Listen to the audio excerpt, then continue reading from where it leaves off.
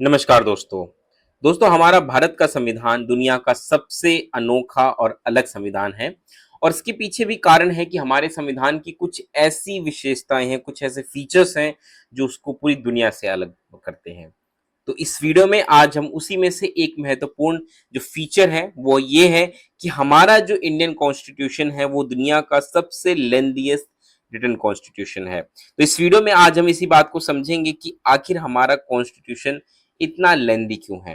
तो चलिए वीडियो की शुरुआत करते हैं और सबसे पहले कुछ बातें मैं आपके साथ डिस्कस करना चाहूंगा। वो ये है कि अगर आप पूरी दुनिया में जितने भी देश हैं उनके कॉन्स्टिट्यूशन को अगर आप देखेंगे तो आप पाएंगे कि कॉन्स्टिट्यूशन दो ही तरीके के हैं, एक है रिटन कॉन्स्टिट्यूशन और दूसरा है अनरिटन कॉन्स्टिट्यूशन। रिटन कॉन्स्टिट्यूशन जैसे इंडिया का, अमेरिका का, ये एक रिटन कॉन्स्टिट्यूशन है। लेकिन वहीं हम बात करें अनरिटन कॉन्स्टिट्यूशन की तो जैसे ब्रिटेन हो गया या न्यूजीलैंड हो गया, इनके कॉन्स्टिट्यूशन अनरिटन कॉन्स्टिट्यूशन है। एक बार दोनों को समझने की कोशिश करते हैं फिर हम बात करेंगे, क्योंकि ये समझना बहुत जरूरी है। क्योंकि मैंने आपको बताया ना, लेंथीएस्ट रिटन कॉन्स्टिट्यूशन, तो आपको ये बात पता होनी चाहिए कि रिटन या अनरिटन क्या होता है। देखिए, रिटन कॉन्स्टिट्यूशन होने का मतलब ये है कि हमारे कॉन्स्टिट्यूशन को एक सिंगल डॉक्यूमेंट में कंपाइल किया गया है, लिखा गया है। ठीक है, हमारा जो कॉन्स्टिट्यूशन है इसमें fundamental right, structure of government, powers, rights, इन सभी को सिस्टमेटिकली एक सिंगल डॉक्यूमेंट में लिखा गया है। जैसे अगर आप देखिए तो 1950 में जब हमारा कॉन्स्टिट्यूशन जिस साल से इन्फोर्स किया गया था वो है 1950। तो यहाँ पे अगर आप देखें तो हमारा जो इंडियन कॉन्स्टिट्यूशन है, it is the lengthiest written constitution in the world. वहीं यूएस का कॉन्स्टिट्यूशन जो कि 1789 में आ, आया था, वो भी रिटन कॉन्स्टिट्यूशन है बट वो शॉर्ट है, लेंथीएस्ट नहीं है। ठीक है, इसके अलावा अनरिटन कॉन्स्टिट्यूशन क्या होता है इसको समझने की कोशिश करते हैं। अनरिटन कॉन्स्टिट्यूशन का मतलब ये है कि ऐसा कॉन्स्टिट्यूशन जिसको कि एक सिंगल डॉक्यूमेंट में लिखा नहीं गया है, या आप यूं कह लीजिए कि कभी लिखा ही नहीं गया बल्कि किसी और डॉक्यूमेंट के आधार पे उस देश में गवर्नेंस किया जाता है। अब वो कौन कौन से डॉक्यूमेंट्स हो सकते हैं, जैसे कि वहां पे जो उनके कस्टम्स या कन्वेंशन चले आ रहे हैं उनके आधार पे किया जाता होगा, कोई जुडिशियल डिसीजन जो कोर्ट देती होगी समय समय पर उसके आधार पे, पार्लियामेंट्री लॉज के आधार पे, हिस्टोरिकल डॉक्यूमेंट्स के आधार पे जहां पे गवर्नेंस किया जाता होगा। जैसे ब्रिटेन और न्यूजीलैंड का हम एग्जाम्पल ले तो वहां पे ऐसे ही है, ऐसा वहां पे कोई एक सिंगल बुक है ही नहीं रिटन डॉक्यूमेंट जिसका नाम कॉन्स्टिट्यूशन हो। तो वहां पे क्या है कि वहां पे अलग अलग रेफरेंस के रूप में हिस्टोरिकल डॉक्यूमेंट्स, कोर्ट की रूलिंग्स, पार्लियामेंट्री लॉज, इनको लिया जाता है, उसके आधार पे वो गवर्नेंस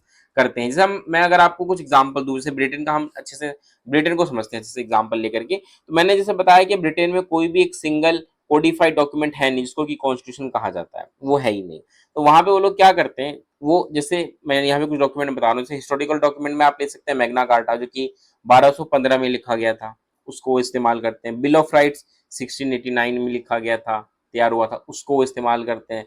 इसके अलावा एक्ट ऑफ पार्लियामेंट जो समय समय पर पार्लियामेंट एक्ट लाती है उनको वो मानते हैं। इसके अलावा जुडिशियल रूलिंग्स जो कोर्ट वहां पे समय समय पर डिसीजन देती है उनको वो मानते हैं। इसके अलावा कन्वेंशन जैसे कि प्राइम मिनिस्टर जो है वो हमेशा मेजोरिटी पार्टी से ही होगा, हाउस ऑफ कॉमन्स, ये एक उनके वहां कन्वेंशन है। तो इसी को वो मानते हुए वहां पे वो अभी तक गवर्नेंस कर रहे हैं। तो इस तरीके से वो इन सब चीजों का इस्तेमाल करके जो ब्रिटेन में है वहां पे गवर्नेंस किया जा रहा है। तो अगर आप देखें तो वहां पे कॉन्स्टिट्यूशन तो है नहीं, तो कॉन्स्टिट्यूशन की जगह इन सब चीजों का इस्तेमाल किया जाता है, इसीलिए वहां पे कहा जाता है कि अनरिटन कॉन्स्टिट्यूशन है। ठीक है, तो उम्मीद है आप समझ गए होंगे। अब हम आते हैं अपने इंडियन कॉन्स्टिट्यूशन पे। तो हमारा इंडियन का कॉन्स्टिट्यूशन सबसे लेंथीएस्ट कॉन्स्टिट्यूशन है, जैसे कि मैंने आपको बताया, और ये बहुत ही कॉम्प्रिहेंसिव, इलेबोरेट और डिटेल्ड डॉक्यूमेंट है। सबसे बड़ी बात डिटेल्ड है, हर एक आर्टिकल्स को क्लॉज बाय क्लॉज समझाया गया है। बहुत सारे क्लॉज है, अभी मैं बताऊंगा अभी आपको। आप देख सकते हैं ये हमारा कॉन्स्टिट्यूशन है। ओरिजिनली अगर हम बात करें हमारे कॉन्स्टिट्यूशन में, जब 1949 में 26 नवंबर 1949 को जब ये बन के तैयार हुआ था, इसको इनेक्ट किया गया था, उस दौरान इस कॉन्स्टिट्यूशन में एक प्रियम्बल था। प्रियम्बल आप कह लीजिए पहला पेज होता है कॉन्स्टिट्यूशन का, उसको प्रियम्बल कहते हैं। जो आपने सुना भी होगा, we are the people of India hereby solemnly, इस प्रकार से जो एक स्टेटमेंट पूरी आपने कभी पढ़ी होगी, तो वो प्रियम्बल होता है। इसके अलावा 395 आर्टिकल्स उस वक्त थे, जिसको कि 22 पार्ट्स में डिवाइड किया गया था। आप यूं समझिए जैसे कि एक किताब होती है उसको चैप्टर में डिवाइड कर दिया जाता है, वैसे ही आप समझ लीजिए कि कॉन्स्टिट्यूशन को 22 पार्ट्स में बांटा गया था, और उस 22 पार्ट्स में टोटल 395 आर्टिकल्स थे। इसके अलावा कुछ शेड्यूल्स भी थे, 8 शेड्यूल्स थे। ओरिजिनल कॉन्स्टिट्यूशन में। बट अब प्रेजेंट में अगर आप मुझसे पूछे, जैसे 2025 की अगर मैं बात करूं, तो आज के समय में प्रियम्बल तो है, एक प्रियम्बल अभी भी है, जैसे शुरू में था, एक प्रियम्बल तो एक ही होता है वैसे।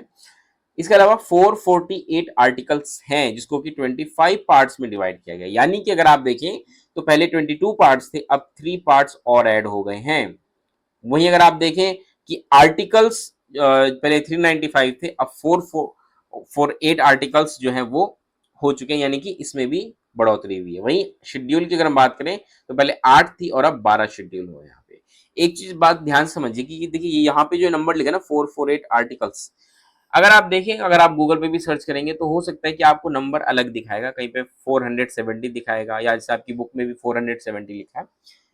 तो ये डिफरेंस क्यों आ रहा है इसको समझने की कोशिश करिए। एक तो समय समय पर आर्टिकल्स जो होते हैं वो डिलीट भी होते हैं और ऐड भी होते हैं, ऐसा हुआ है 20 से लेके 25 के बीच आर्टिकल्स डिलीट भी किए गए हैं। इसके अलावा 70 या 80 के आसपास इंसर्ट भी किए गए हैं। तो ऐसे में क्या होता है कि नंबर्स घटते बढ़ते रहते हैं। लेकिन कहीं कहीं पे अगर आप देखेंगे तो नंबर्स आपको अलग अलग जगह दिखेंगे। एट प्रेजेंट पे अगर आप सर्च करेंगे तो अलग अलग नंबर्स दिखेंगे। उसका रीजन ये होता है कि अलग अलग जो पब्लिशर्स होते हैं या अलग अलग वेबसाइट्स जो होते हैं जो आपको इन्फॉर्मेशन दे रहे होते हैं, वो क्या करते हैं कि वो कभी कभी आर्टिकल्स के अंदर जो सब क्लॉज हैं या सब आर्टिकल्स हैं उनको भी वो काउंट कर लेते हैं। फॉर एग्जाम्पल जब हम आर्टिकल 21 की बात करें तो ये एक आर्टिकल हो गया, लेकिन आर्टिकल 21 के साथ आर्टिकल 21A भी है, तो उसको भी वो एक काउंट कर लेते हैं। तो ऐसे अगर आप देखें तो बहुत सारे आर्टिकल्स आपको मिल जाएंगे, तो जिनको वो सब आर्टिकल्स को भी एज अ वन आर्टिकल के रूप में वो काउंट करते हैं, इसलिए नंबर्स में डिफरेंस रहेगा। ठीक है, तो ये अभी प्रेजेंट में जो ऑफिशियल मैं आपको बता रहा हूँ 448 आर्टिकल्स हैं। ठीक है, चलिए अब जैसे कि मैंने आपको बताया कि हमारे कॉन्स्टिट्यूशन में अमेंडमेंट्स भी होते रहते हैं। ये हमारे कॉन्स्टिट्यूशन की खास बात है कि हमारे कॉन्स्टिट्यूशन में अमेंडमेंट्स होते हैं और उसका भी एक प्रोसेस है। ठीक है, अमेरिका में क्या है कि अमेंडमेंट का प्रोसेस बहुत ज्यादा टफ है, तो वहां पे भी अमेंडमेंट्स हैं, बट वहां पे आपको ज्यादा अमेंडमेंट्स नहीं दिखेंगे।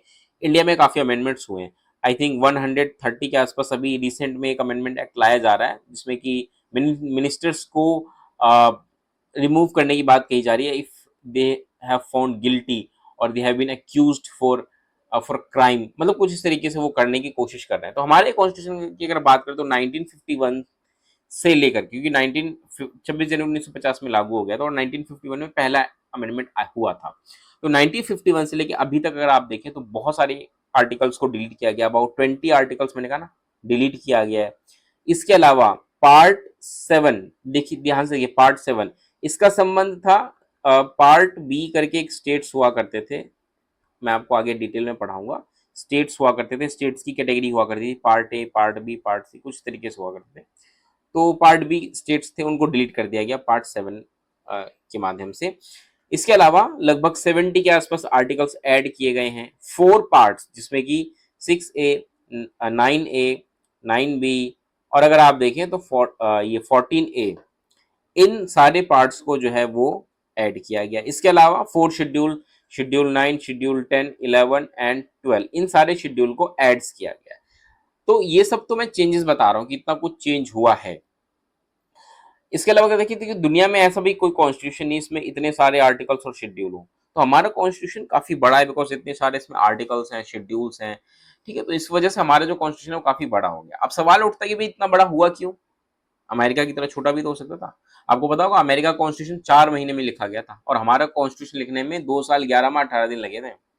यानी कि अगर आप देखें तो बहुत डिटेल में स्टडी की गई थी हमारे कॉन्स्टिट्यूशन पे, बहुत डिटेल में डिबेट किया गया था। तो एक एक करके बात करते हैं कि भाई क्या फैक्टर्स हैं जिनकी वजह से हमारा जो कॉन्स्टिट्यूशन है वो इतना बड़ा एलिफेंटाइन साइज हो चुका है। तो देखिए सबसे पहला तो हमारी जियोग्राफिकल कंडीशन, अगर आप देखिए इंडिया एक वास्ट कंट्री है।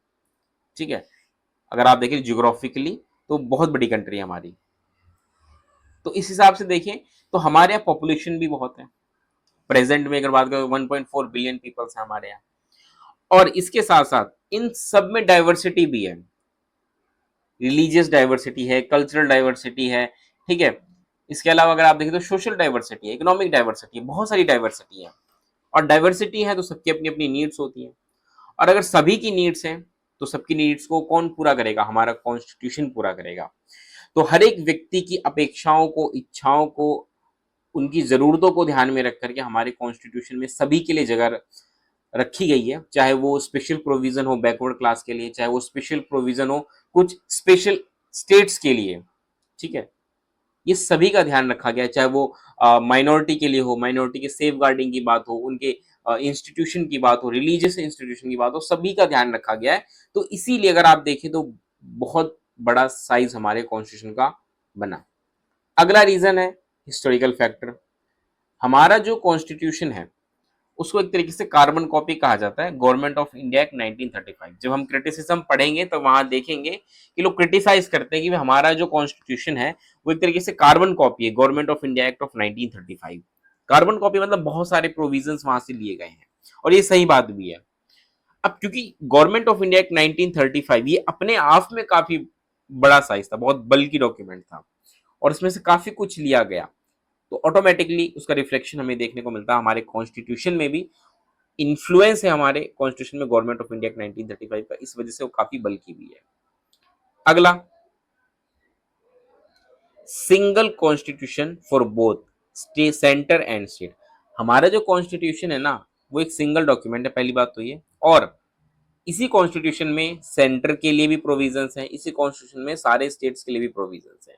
सेंटर के लिए बता रखा है कि भाई वहां पे जो मिनिस्टर्स होंगे या जो भी कुछ उनकी अपॉइंटमेंट कैसे होगी, सेंटर स्टेट का रिलेशन कैसे होगा, फाइनेंस का कैसे बंटवारा होगा, वाटर ट्रीटी हो गई, इन सब कुछ को लेकर के कुछ ना कुछ प्रोविजंस आपको हमारे कॉन्स्टिट्यूशन में देखने को मिलेंगे। तो जब आप डबल वर्क हो गया ना एक तरीके से, डबल प्रोविजंस सेंटर के लिए बना रहे हैं, स्टेट, जैसे अगर आप देखें तो सेंटर में मिनिस्टर के अपॉइंटमेंट्स की बात हो गई, स्टेट में फिर वही चीज मिनिस्टर के अपॉइंटमेंट्स की बात हो गई, है ना। तो बिल हो गया, सेंटर में कोई बिल कैसे लाया जाएगा वही स्टेट में हो गया, तो ये सब चीजें अगर आप देखें तो रिपीटेशन ही है, ठीक है, काफी कुछ। तो यहाँ पे अगर आप देखें इस वजह से बल्कीनेस भी हमें देखने को मिलता है। अगला, dominance of legal luminaries in constituent assembly. हमारा जो कॉन्स्टिट्यूशन है इसमें आपने एक चीज देखी होगी, मैंने आपको बहुत पहले भी पढ़ाया था, जब हम कॉन्स्टिट्यूशन के सॉरी कॉन्स्टिट्यूशन असेंबली के क्रिटिसिज्म को पढ़ रहे थे, तब हमने देखा था कि बहुत लोग क्रिटिसाइज करते हैं कि हमारे कॉन्स्टिट्यूशन असेंबली में लॉयर्स बहुत थे, और ये बात सच भी है। और उसका रिफ्लेक्शन भी हमें देखने को मिला कॉन्स्टिट्यूशन में। हमारा कॉन्स्टिट्यूशन इतना बल्कि इसीलिए बना बिकॉज लॉयर्स बहुत ज्यादा थे हमारे कॉन्स्टिट्यूशन असेंबली में, उनका डोमिनेंस था। और क्योंकि लॉयर्स जो होते हैं वो बहुत ही लैंग्वेज, मतलब लॉ की लैंग्वेज को अच्छे समझते हैं, उनको पता होता है कि अगर आप कुछ लिख रहे हो ना तो आपको पूरी क्लैरिटी के साथ लिखना पड़ेगा, एक एक वर्ड को अच्छे से डिफाइन करना पड़ेगा। जैसे अगर आप देखें तो हमारा जो आर्टिकल 1 है वो सबसे पहले बताता है यूनियन ऑफ स्टेट, उसमें फिर डिफाइन भी किया जाता है भाई स्टेट क्या है ना। आर्टिकल 13 पढ़े तो अगर आप देखें तो उसमें हर एक चीज को डिफाइन भी करना पड़ता है कि भाई किसका क्या रेफरेंस है। तो सीधी सी बात है, उनका इफेक्ट था, तो इसलिए हमारा जो कॉन्स्टिट्यूशन है वो काफी बल्कि हो गया। तो ये सारे रीजंस थे जिसकी वजह से हमारा कॉन्स्टिट्यूशन इतना लेंदियस्ट कॉन्स्टिट्यूशन बन गया। रिटन कॉन्स्टिट्यूशन क्या होता है वो भी समझा दिया, और लेंदियस्ट कॉन्स्टिट्यूशन क्यों है ये भी समझा दिया। तो उम्मीद है आपको ये वीडियो देख करके ये वाला फीचर्स तो आपको समझ में आ गया होगा कि भाई हमारा कॉन्स्टिट्यूशन अगर लेंदियस्ट रिटन कॉन्स्टिट्यूशन है तो वो क्यों है। तो अब हम मिलेंगे दोस्तों अगली वीडियो में, फिलहाल इस वीडियो में इतना ही, तब तक के लिए नमस्कार, धन्यवाद।